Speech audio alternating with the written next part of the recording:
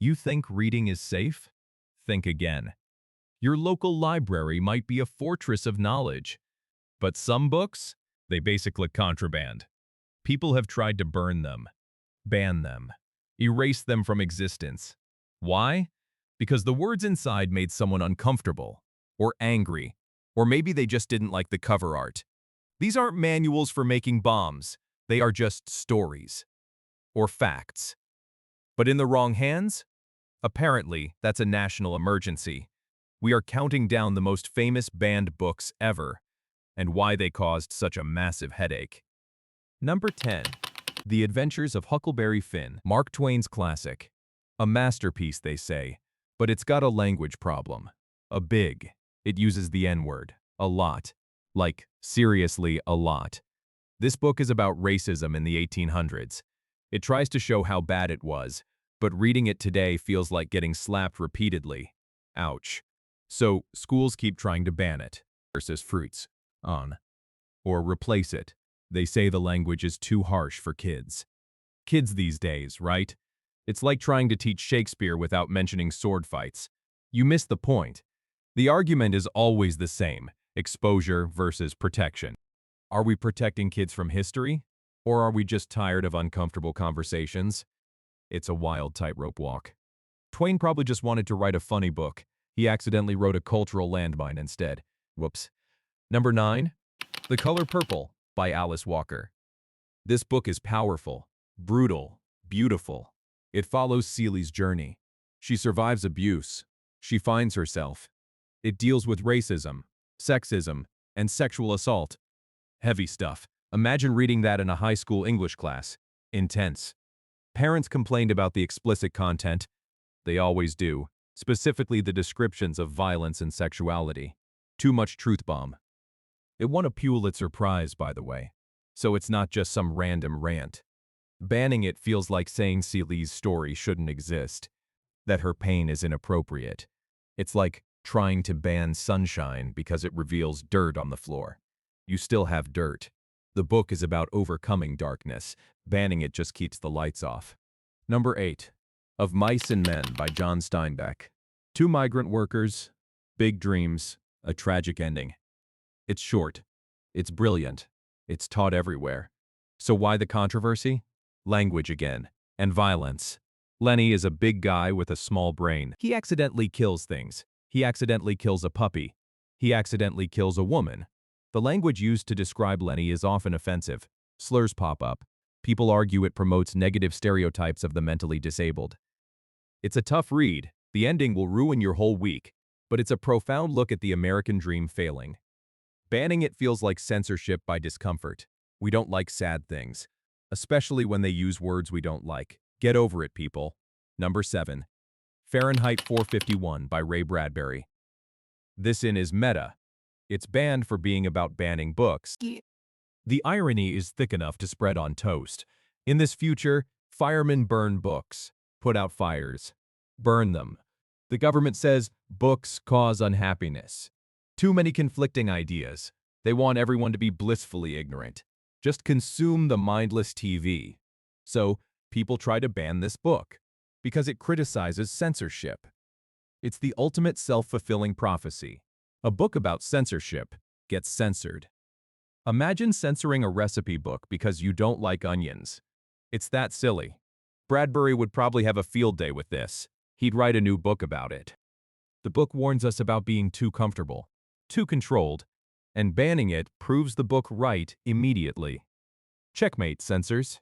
Number 6. The Giver by Lois Lowry.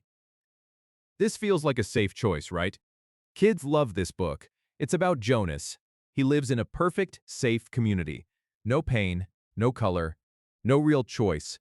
Everything is controlled. Jonas discovers the truth. He learns about memory, about feeling. The community freaks out when he learns about sadness. Parents complained about the themes of euthanasia. Yes, really. The community practices release. It sounds nice. It isn't. It's basically state-sanctioned mercy killing for the old or inconvenient. Parents felt this was too dark for middle schoolers.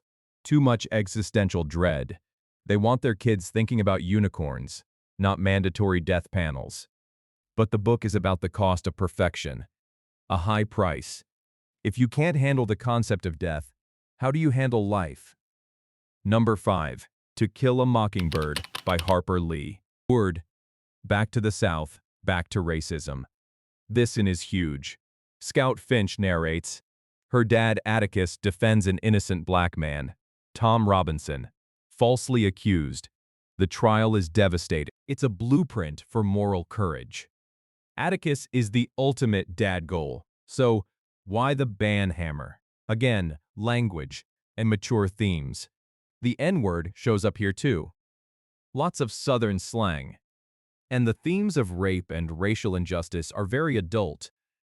People argue it makes white readers feel guilty. That's the point, maybe? It forces you to see the ugliness of prejudice. It's not a feel-good story. It's a necessary. It teaches empathy through discomfort. Banning it suggests we are done learning that lesson. I hope not. It's like covering up historical statues because the marble is too shiny. Number 4. Harry Potter series by J.K. Rowling. Wait, what? The boy wizard? This one confuses me every time. This series is about friendship, good versus evil, and magic. Lots of magic. The bans usually come from religious groups. They are very concerned. They claim the books promote witchcraft and the occult. Satanic panic, basic. They worry kids will try to summon actual demons. Highly unlikely. If my kid tried to summon a demon, I'd be more worried about their study habits. The books are clearly fictional. They are clearly moral. Good always wins. But that magical element is the trigger. Anything supernatural equals evil to some. It's like banning fairy tales because they feature talking animals.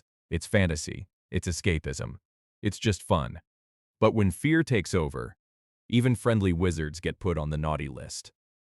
Number 3. The Handmaid's Tale by Margaret Atwood. This book is terrifying because it feels plausible. Offred lives in Gilead, a totalitarian theocracy. Women have zero rights. Their only job is reproduction. That's it. It's a chilling warning about fundamentalism run wild. Why ban it? Because it's sexually explicit and politically charged. It discusses reproductive rights, bodily autonomy, topics that make some people sweat. It's banned in some schools for being pornographic. Seriously? It's not titillating. It's dystopian horror. It's meant to scare you straight. It shows what happens when you let fear dictate policy. Banning this book is like shredding the fire alarm because the noise is annoying. The warning is the point. Ignoring the warning is the real danger. Number 2. Slaughterhouse-Five by Kurt Vonnegut. This is one of the weirdest books ever written, and I love it. Billy Pilgrim becomes unstuck in time. He jumps around his life randomly.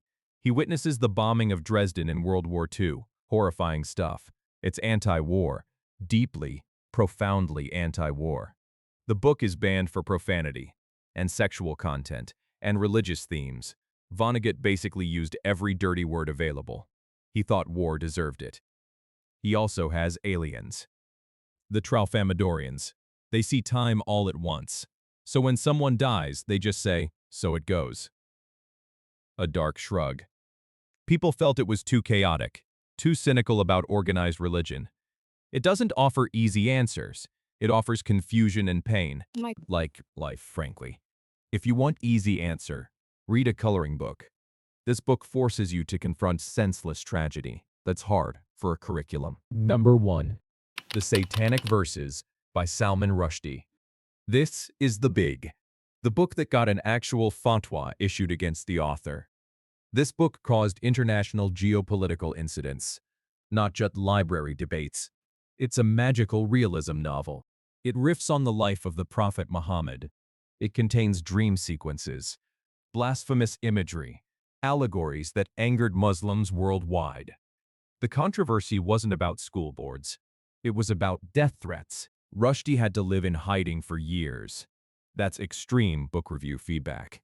The issue here is belief systems colliding with free expression. It tests the absolute limits of what you can publish. Is art allowed to challenge the core tenets of a major world religion? The answer, apparently, is sometimes no, and that's terrifying. It shows that banning books isn't just about kids, it's about power. It's about who gets to control the narrative, who gets to define sacred. The book itself is complex, but the reaction, that's the real story. A book caused a global manhunt. That's some serious literary influence. The fight over what we can read never stops. It just changes shape. Sometimes it's a concerned parent, sometimes it's a death sentence. It's a reminder that words have real power, even the ones we try to burn. These books get banned for everything, from mild swearing to actual international incidents. Books get banned for everything. Being too sexy, being too political, being too magical. The common thread? They challenge the current status quo. They make someone think differently. And that, my friends, is the most dangerous thing a book can do. If you enjoyed exploring these literary battlegrounds, hit that subscribe button. We break down weird history and crazy concepts every week. Let us know in the comments which book ban you think is the most ridiculous. See you next time.